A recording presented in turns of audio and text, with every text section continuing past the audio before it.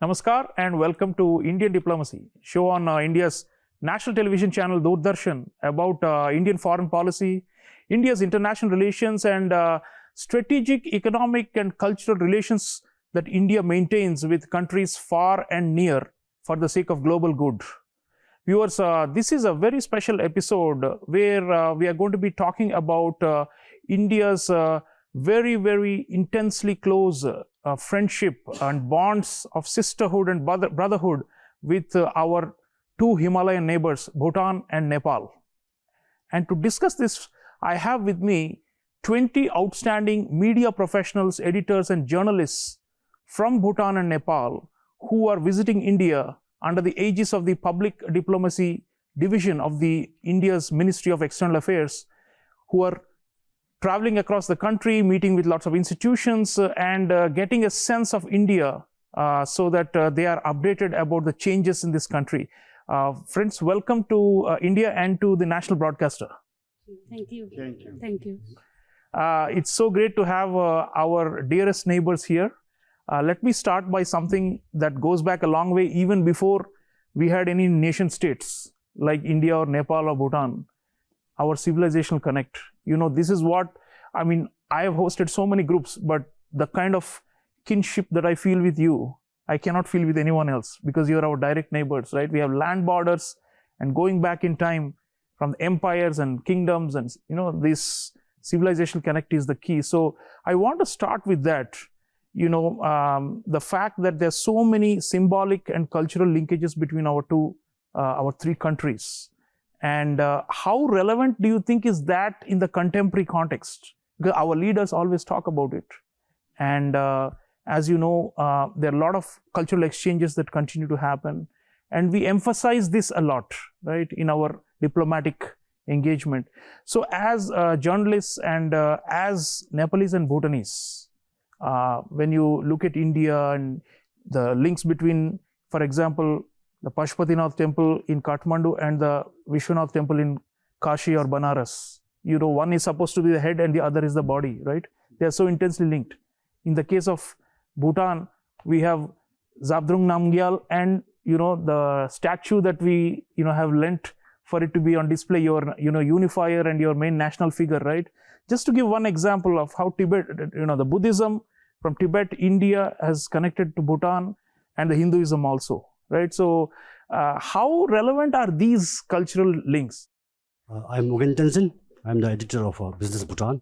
That's a weekly newspaper in Bhutan. We deal mainly with business news, but still, there's a very good question that you asked, the cultural linkages. As you know, Bhutan, our main development philosophy is cross-national happiness, GNH. And one of the tenets of GNH is culture. Now, when we talk about culture vis-a-vis India, we have a lot in common. You mentioned about Zabdrung Namgyal, but we go way back. We go way back to Lord Buddha, Buddhism. He was born in Nepal, but he became the awakened one in Bodh Gaya. Yes. Then he had his first sermon in Varanasi and in Kushinagar. Finally, in Kushinagar, he passed away. So, when we talk about culture, the first thing that comes into mind is religion. And then speaking about the second Buddha, which I don't think you would have heard about, or you would have, Guru Rinpoche. Yes. Yeah. So he also came from India. He was invited by one of our kings in the ancient times. As the king was very sick, he invited Guru Rinpoche from Swat region, India, Swat, SW80, and he came to Bhutan. And in fact, that was the second transition. That's why we call Guru Rinpoche the second Buddha. And then Buddhism began to flourish. And whatever we have right now, be it in India, Nepal, Bhutan, religion is at the core of culture. From religion, we derive all our values. From religion, we talk about merits, demerits. So there is indeed a very deep connection with India culturally. And because of culture, other things happen. For example, trade. Trade also happens mainly because of culture. We have the same, when we have the same things in mind, when we need something, why would I want something from India? Why would Bhutan want something from India? Okay? Because of cultural linkages, if you really go back. So I would say that culture is the main core of the relation that we share with India. A very, very good relationship that has flourished over the years. And when I'm talking about India, and like you mentioned, we are not just talking about post-independent India 1947. We are going back to the era of the Raj, when the British were here. From those days itself, Bhutan had a very excellent relation with India, which after India became independent, we know that the relationship has further flourished. Thank you very much. Thank you, sir. Thank you so much. Our friend from Bhutan covers business, and he's talking about culture as the basis for economic relations. And he's essentially saying that there is no difference between materialism and non-materialism here, because these two are intermeshed, even in our philosophies. Very interesting thoughts. Can I request a friend from Nepal to also reflect on the cultural linkages and what more we can do to foster these or to strengthen the cultural bonds between our societies? Thank you very much. I am Prakash Giri from Nepal. I'm doing job in Global Television. It's a private television in Kathmandu. Regarding the questions, thank you very much for my friend of Bhutan. Yes. He has very well mentioned about the religious importance of Nepal, India, and Bhutan. First of all, I would like to say Nepal is a very dignified and significant country. It has a history of more than 3,000 years. If you read the quietly Rigved, you can see the name of Nepal. As we know, Nepal is a yoga bhumi, tapo bhumi. Like Prime Minister Modi has also done the yoga or tapasya, you can say as well, in Muktinath. Why I'm saying all this thing is Muktinath is one of the best temple of Nepal, and a lot of people of India are going nowadays in Muktinath. Buddha, I have not to say more, Buddha was born in Nepal. Yes. And then it connects the India, Bhutan, Myanmar, Thailand, Sri Lanka, correct, China as well. So if we focus on the Buddha, we can make a Buddha circuit. Yes. Nepal, Bhutan, and India. These three countries are connected. We know Buddha was born in Nepal, but he got enlightenment in India. Yes, and your Swayambhu temple, I have visited Swayambhu. Bodhanath as well. It stayed in my mind forever, Yeah. Yeah. And then we took a name, Pashupatinath, as you mentioned already. Pashupatinath is the Lord Shiva. Everybody we know the Pashupatinath. And then we know the Sarnath. We know the Kedarnath. It is, connected. And another thing is in Nepal, this is not everything in Nepal. Everything in India also and Bhutan also. I'm linking in this. If we do something, we called this typical word in Nepali, Shraddha. As you all, Hindi language also people are saying Shraddha. We have to do in Banaras, Kashi. Yes. So for the deceased after the ceremony. After the ceremony. Yes. So Nepal and India is connected in that way, right? So this is the religious relation. People to relation is so strong on that way also. So and then culture also, food also, dresses also, even the language also.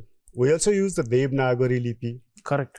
In India, we also use the Devanagari Lipi, and our mother is Sanskrit, right? So we are connected each other. And Bhutan, there are Latsampa. Am I correct? Yeah. They speak Nepali. They know the Nepal. It's a community, There's a community, right? I think so. So we are connected with Bhutan. We are connected with India. And these are the things who connects us, which are making to us nearer to nearer. And this is the religion, culture, language, food habit also. quite similar. Yes. Yes. Your thali and our thali is quite similar. Quite similar. Especially North India. Yeah. Yeah, and roti also as Yeah. well. Roti as well. So these are the things. Now I saw the Delhi. They are also used to momo. Yes. Yeah, which is Bhutan, Tibet also is, they're quite Yeah. popular, right? Yeah, cuisines are, it's the geography and, the shared existence for millennia, isn't it? I mean, Yeah. it creates all these commonalities. Commonalities. Yeah. So we are connected. What want to say is we are common, and we have a lot of common things which connects to us. Heart to heart relation, people to people relation, and G to G, government to government relation also. In our border area, like we say Tarai, Madhes, so there is a special relation with Indian people. They are married, they have a marriage relation also. Their sister is in my home, my sister is in their home. So we have a personal relation also. So this is the thing. And we can connect more fastly again. And there is people to people relation is good, but sometimes government to government relation, whenever it goes to the bitter relation, again the people Bring it back. Absolutely. Bring it back. Absolutely. Thank you. Viewers, fascinating analysis by our distinguished friend from Nepal, where he's saying it's the cultural oneness that keeps these relations permanent and everlasting. So India, as you know, we have a neighborhood first foreign policy, and the basis of this, we emphasize more of the cultural linkages because that is the continuity. There is no break, because these cultural bonds that we just heard about have been built over centuries and millennia. So points well taken. People to people, let me just take it a little further. We have open borders, both countries, and there is no, formal visa requirement and such things. And frequently people move in both directions. Large numbers of Bhutanese, Nepalese are in India, and also Indians go to your countries. So interaction is there, right? It's not like we are strangers and we are meeting for the first time.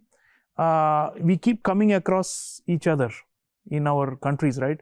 So at that level, our friend was talking about G to G, but on the P to P, people to people, how integrated are the people? I mean, sometimes people say we are all, it's like one big family.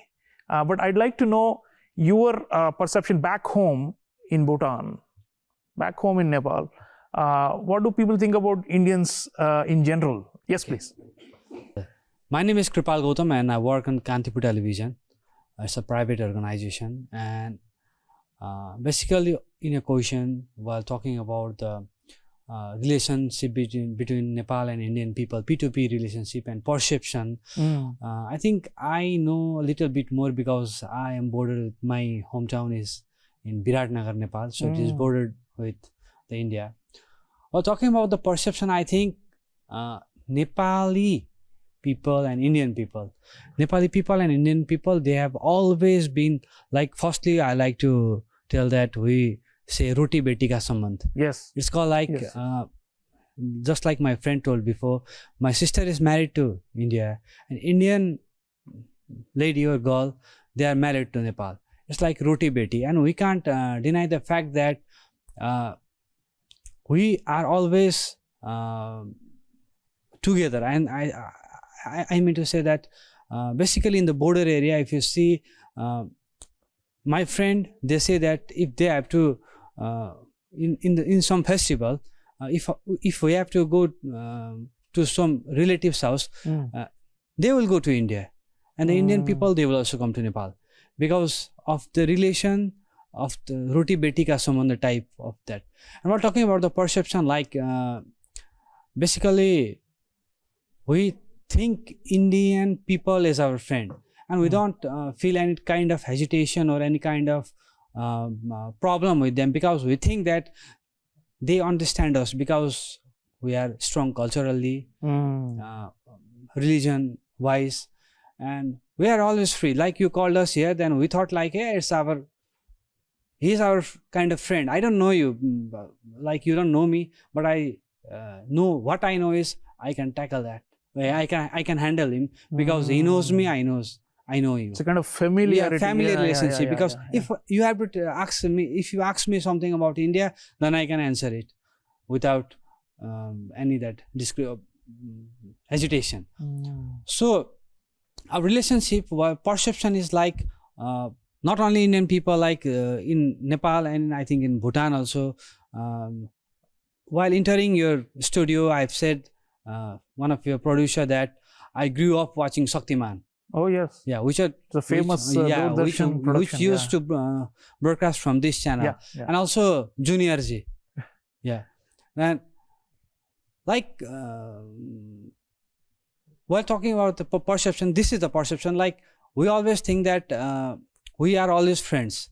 Like we said earlier, our sir said earlier that whatever happens in the political upper level, we don't but in the ground level, we are always there for each other. I think that because what politicians think, it doesn't affect us anyway. Some people, they thought like there is another narrative also that Indian are trying to kind of impose the dominate smaller dominant country. kind of feeling that India. Yeah, but the fact is that that is not real like in media, but somehow there is that kind of feeling also. But when we are here, we came here, now when we are here, we didn't find any kind of that discrimination. They thought like you called us, we came, like we shared our feelings. Then what we can say is, apart from that feeling, there is always a good and nice bonding between we two countries, like people to people, P2P you said. Thank you. I appreciate it. Thank you, my friend. Yes, so viewers, despite some ups and downs in political relations, what our friends are saying is that there's always the grounding which remains solid. Okay, so far we spoke about culture and perceptions, but let me move to something very, very core to our relationship, which is the economic ties. You know, both for Bhutan and Nepal, India is the largest trading partner. And due to geography, you know, both countries are landlocked. They don't have access to the ocean. So the transit, not only the Indian market, but also to the rest of the world, has to come through India because of geography, because on the other side, the high Himalayas, it's not possible to send merchandise and goods for export through those routes. So on that front, I'd like to bring in our friends to talk about economic ties. There have been a lot of efforts to reduce the barriers to the trade. And India also, you know, every year our economic assistance budget, the largest amount is always kept for Bhutan. You know, Bhutan always number one, and Nepal also receives a significant amount of our development assistance. So trade, commerce, investment and development assistance, how well have we done? What more can we do to make this a very beneficial partnership? I am KB Misra from Gorkhapatra National Dairy, Kathmandu. And you told between Nepal and India relationship and economic. You know that in when Nepal at the earthquake time, India first of country who helped Nepal, and we are very, very, very thankful for India to help us. Other side trade, both country relation between trade, and you know that culturally and languagely in Nepal and in India, multi-language. When you can see their border area where Maithili both side spoken, Avadhi both side spoken, and Bajika and like other language also spoken both side of border in Nepal and India. Then no any barrier between Nepal and India. People of Nepal go India side, and purchasing somewhere, someone, and Indian also going there, Nepal city, and purchasing somewhere, someone, where, and purchasing. So I think Nepal and India both in trade, and India help and cooperation, other infrastructure, health, education, and many sector.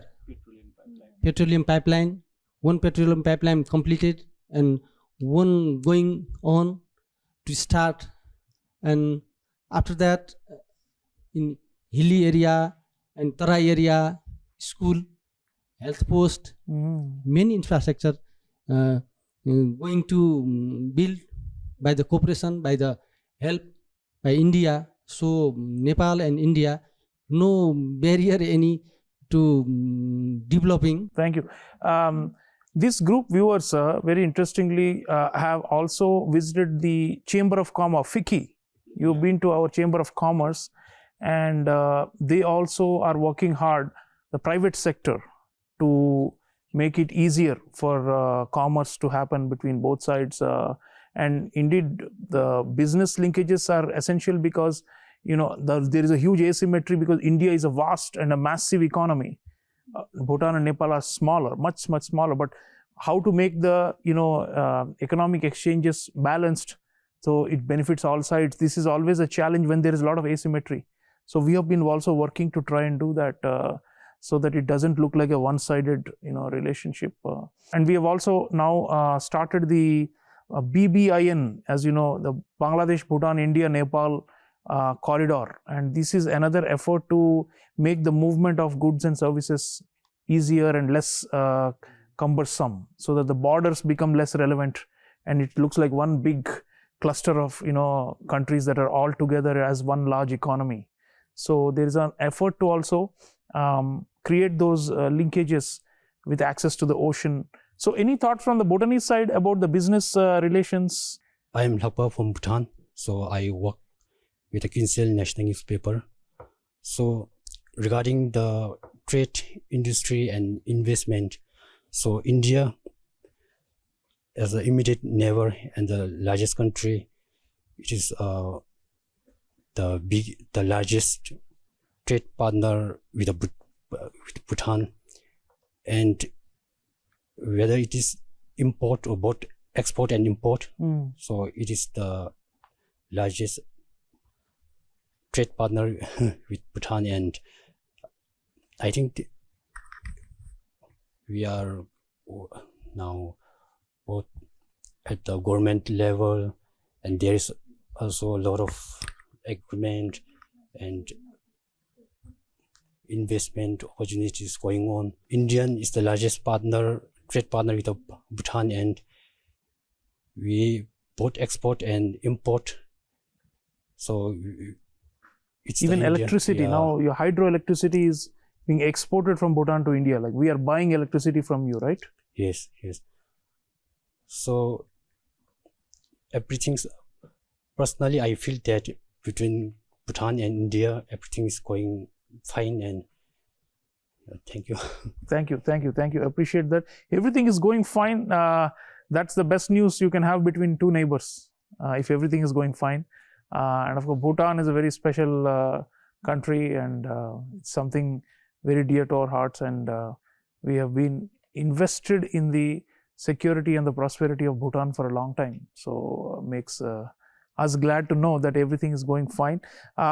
Okay, one of the other things that this group has been doing, viewers, while they are in India, is they're also visiting some premier institutions of higher education. Now, this is another area where the cooperation is very deep, and it involves young people from both sides. They have visited the Indian Institute of Technology in Delhi, IIT, and they are also going to Uttar Pradesh, a state which actually has a border with Nepal, and they will visit the Indian Institute of Management in Lucknow. So they are obviously seeing some premier higher education institutions of India, and thousands of Nepalese and Bhutanese come every year to study and to get advanced degrees in these universities. Many of their, even their leaders and popular personalities have studied in India, have gone back and all that. So I want to bring the attention of our viewers to this through this group, and ask the group to reflect on education as a means for the bilateral cooperation.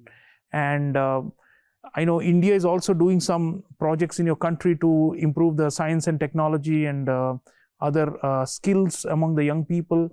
How can we broaden and deepen this? Namaste everyone. It's me Nauraj Pandey from nepalviews.com. So as my friends already talk about the diplomatic relationship, open borders and the trade. But the important thing is that where our alpha generation is going on. Because we already connected with the so many politicians. They have already made a different ties. But what we see the future of these three countries, especially India, Nepal and Bhutan, how this alpha generation especially, are they really connected whatever the relationship we have back in 90s or at the time of treaty? So India is providing especially the scholarship. I'm just talking about the Nepal. I guess Bhutan also. Yes, many of them also. Yeah. So especially in the medical sector, engineering fields. So this thing, what helps in our two neighbor relationship, especially works in the capacity building of the next generation, especially future of our country. So many doctors, many engineers, they get the degrees from the India. So they are contributing our country, Nepal. And another thing, what I found, especially the IIT, it is well renowned in the world as well. Yeah. So I don't know the exact data from our government, but I found many researchers from the Nepal, many students from the Nepal, they joined this institution. So what I feel that India is in the level of advancement, already made so many progress in this, especially technology, AI and all these things. So what Nepal can benefit from this thing, that we can acquire this knowledge, because the next generation is about AI, robotics, Internet of Things. So what I believe that if we can connect this thing, especially, I don't talking about the politician what they do, but people to people connection what we are talking about. Because as I am going to share my experience, I belongs to the border of Nepal. So what we used to do after passing the intermediate examination, we no need to go to the Indian embassy in Kathmandu. We directly go to the Lucknow. We directly go to the Bangalore to pursuing higher studies. So many colleagues, they get degree from Delhi. They get the degree from Bangalore. So this is how our relationship is working on. But major issue is that alpha generation I am worried about, because they are not working like the whatever the people from 90s, 80s. They just changes. Their mentality changes in quick means of time because of the technology revolution.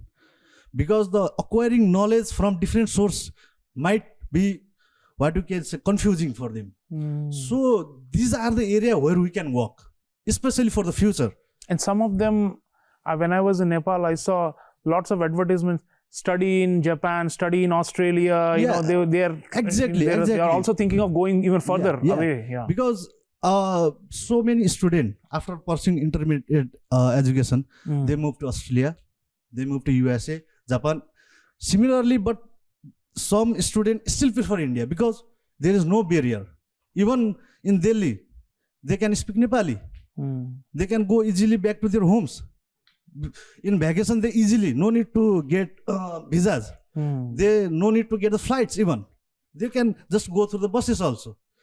So these are the things where we can work together. So India is really contributing on this thing because Nepalese students are getting scholarship. If we talk about the past days also, so many politicians graduated from the JNU. Yes. So similarly, what is my personal experience, especially for the alpha generation, we can design the courses, or how we can connect the future, because the both countries are now going to lead by the future generation. Right. So this might be some concern part. Ah. Sports is the one key factor that where we can connect each other. Yes. Especially, like my experience, Nepal recently launched the NPL. So Shikhar Dhawan is the star player. The cricketer. Okay. Yeah. So this is how we emotionally connected. Sandeep Lamichhane already drafted or played from the Delhi in IPL. So these are the things that attract the future generation. Right. So So- education, thank you so much. Thank you so much. Education and also sports. I mean, these are the things that keep the millennials and the Gen Z engaged. And that's an area where we need to do more. Scientific and technological education is also very important. Our friend from Nepal was talking about that. Can I request anyone from the Bhutanese side? Anything about education? My name is Kinzang Dojit Siring. I'm a journalist by profession, and I'm from Bhutan Times, which is the first weekly newspaper organization in our country. We send a lot of students from our country to various continents in the world or countries in the world.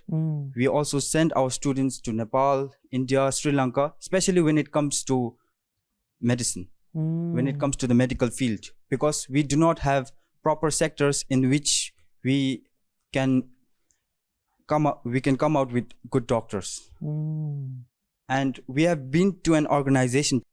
I do not clearly remember the name of the organization, but that organization basically focuses on developing the infrastructure so that when natural calamities such as earthquakes, Yeah.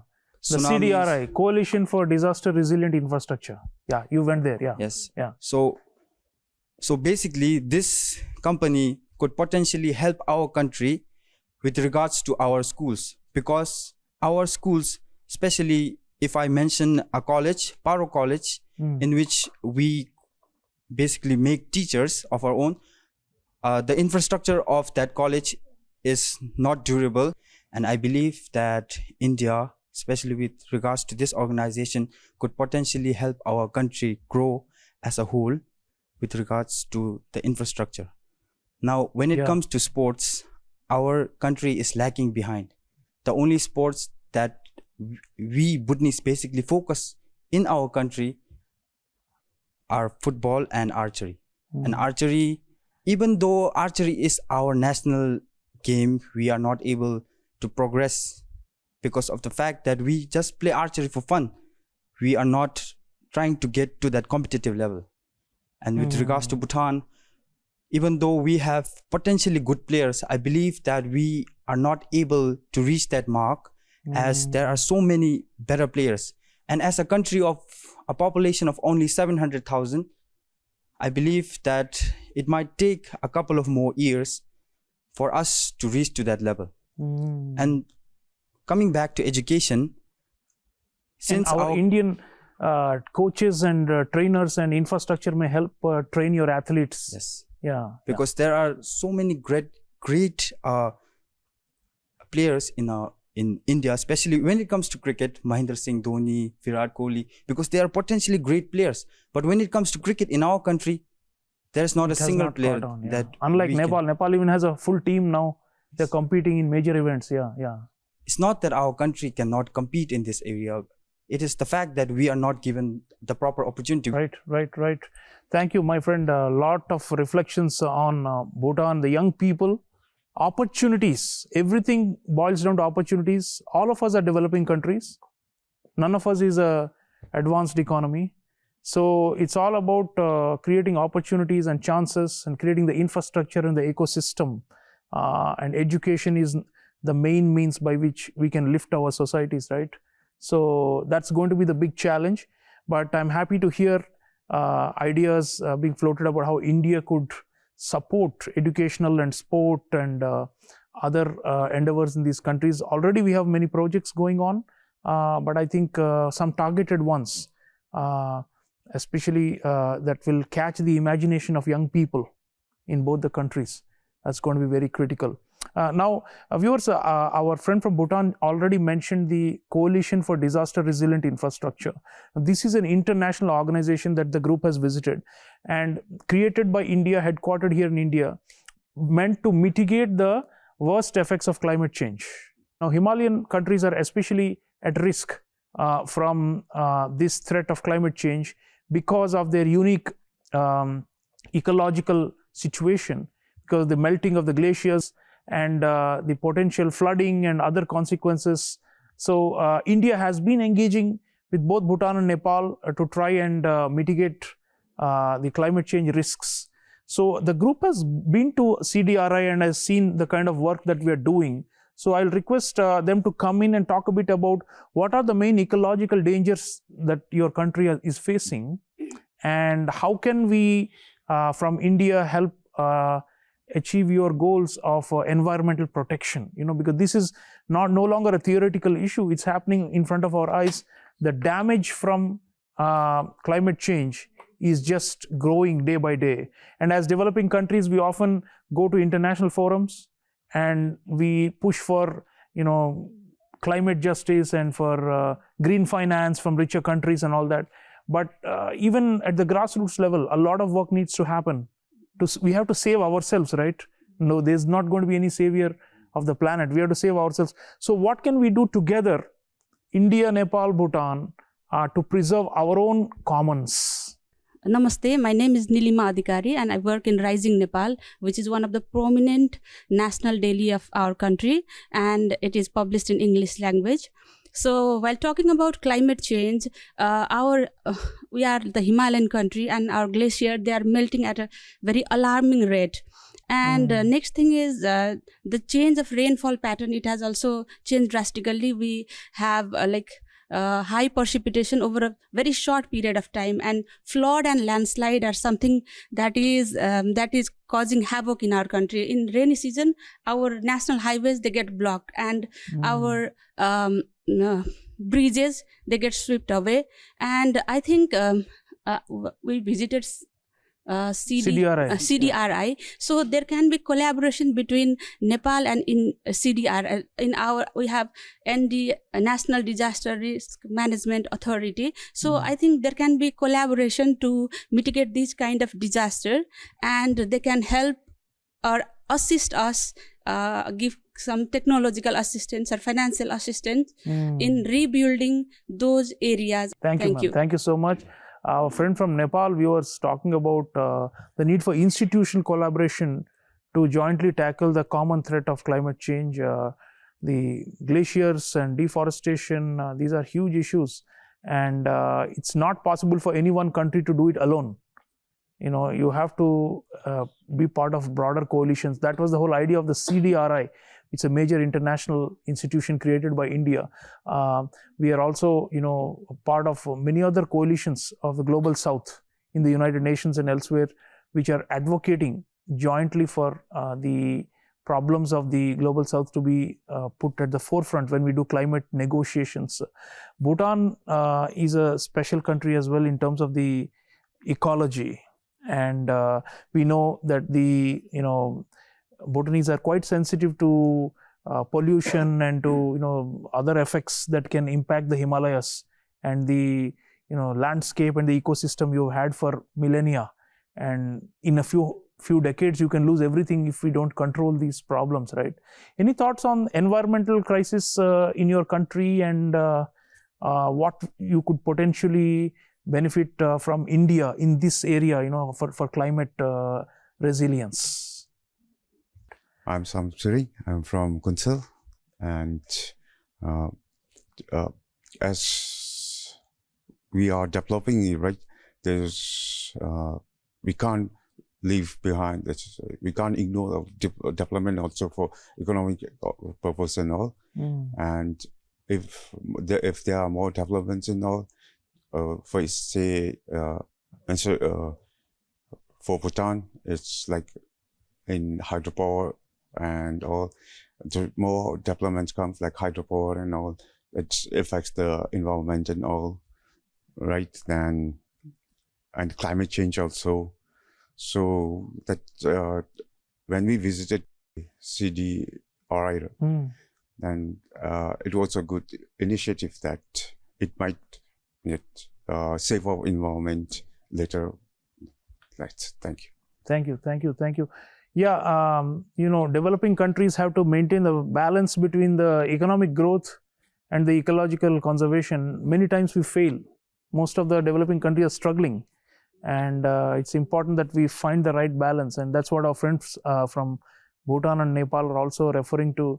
So at the level of policy making and even the environmental mainstreaming environmental concerns into all the economic strategies, this is something that is a lot of work that needs to be done. Maybe we can also share knowledge and research from our institutes, not only practical on the ground, but also ideas and concepts on how we can better preserve our commons. Right. So we have spoken about a variety of topics, viewers, but these are all media professionals. So I want to take them up on the question of information, misinformation, and perceptions, because these are all linked. There is a narrative war going on out there in the social media these days, and a lot of these shape the public opinion. So I want to go there and request our friends from both Bhutan and Nepal to come in and reflect on this phenomenon. You have come to the national broadcaster today, Doordarshan. You also visited the ANI, one of our top private wire agencies that whose content is distributed worldwide. So at that level, as media professionals, as journalists, how can we make sure that the correct image and understanding of each other is there in the media? And how can we cut out the negativity? Because sometimes you hear, especially because of politics, all kinds of things are said about what India is doing, what India is not doing, in your countries. And likewise, here also there are some some misunderstanding about what is happening in our neighboring countries. How can we reduce that? This region is not so integrated as South Asia, and especially politically, although culturally we are one people, but politically a lot of divisions and attempts to also divide us. So I would like to request you to come in on this aspect. As a media person, what do you think we can do more to get a more balanced picture of India in your country? Thank you for having me. I'm very glad to be here present at the Doordarshan studios. Thank you again. I am Dipraj Sanyal from the National News Agency of Nepal, Rashtriya Samachar Samiti. Okay, talking about the media ecology or ecosystem here in South Asia, it is already mentioned that the media is fast evolving, it's changing, right? And the media dynamics is also changing day by day, and the digital media is taking over, as they say.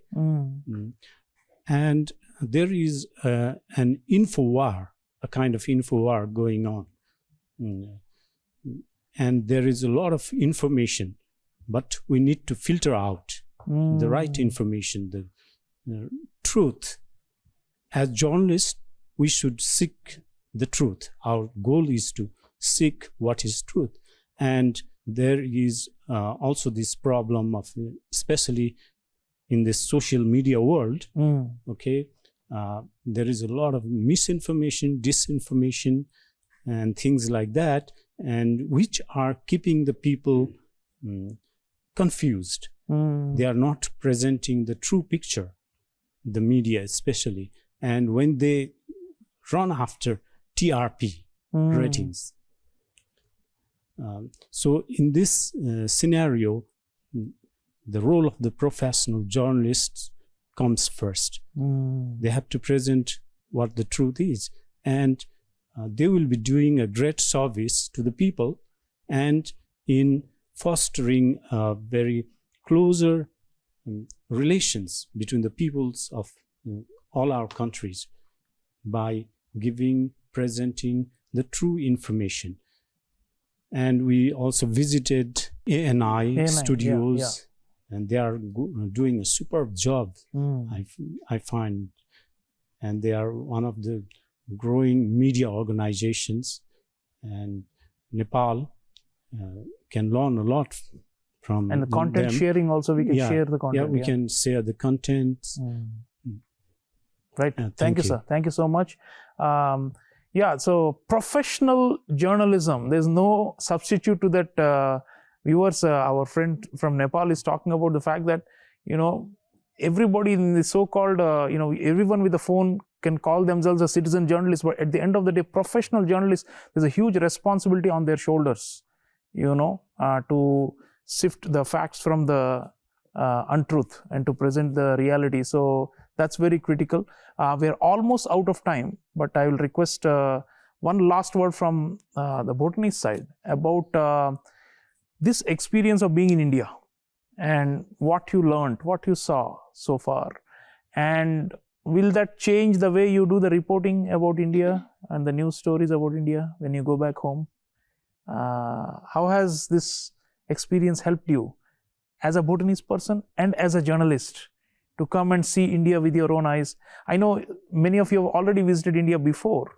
This kind of a organized, tour where you're seeing selected places which we Indian side believes are necessary for you to see, so that it may impress upon your mind. So your experience of being here, anyone would like to come in and talk about what you have seen or what you have learned, and anything you would like to share with our viewers about being in India? Thank you for the opportunity to be here. So I'm Dao Zongmo and I'm from Bhutan, and I work as a journalist under the Bhutan Times, which is the printed newspaper. And so let me directly. I want to talk about the familiarization, which I got the experience from there. So I observed that the hospitality, how hospitality that our friend Indian is, and also also I observed how interdepartmental coordinations took place, and how the official memos were handled, and also how the media related policy were implemented among the ministry. So initially I found it is challenging to understand the bureaucratic reporting system, but by referring to the producer and seeking the guidance, I become the confident in navigating the system. So that meant only. Thank you. Thank you so much. Thank you. So viewers, these India familiarization visits that the ministry conducts opens a lot of new vistas for the visitors, because they see so many aspects of India they haven't seen before. And our friend from Bhutan is talking about that, and certainly that would make an impact, because they would see how systems and governments and bureaucracies and private sector and ordinary people here are. So seeing is believing. So the changes in India are surely having an impact on the perceptions of our neighbors. My name is Sonam Chuki, and I work as a business and finance reporter for the Bhutanese newspaper. So it's only been 3 days since we've arrived in India, but then I feel like I'm already starting to feel how rich in culture and tradition and deeply rooted in those same tradition and cultures India really is. And I feel like I have this sense of more connection, because recently we went to the president's residence. Oh, yes. And then the first thing we saw when we entered was this statue of the Buddha. Yes. And then this sort of made me realize that we're all very connected. And I think when it comes to interviewing people and having exchanging contacts, having connections, I've learned a lot from that as well. Thank you.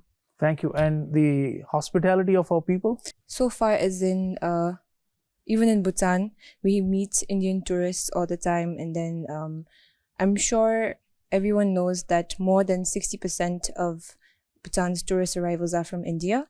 So almost all the Indian tourists we meet, they are very friendly, and same here, wherever we go, everyone's willing to help and then drive us anywhere we need. So Thank you. Bhutanese hospitality is legendary. Viewers, if you have not been to the country, you have missed out on something, very, very beautiful and unforgettable experience.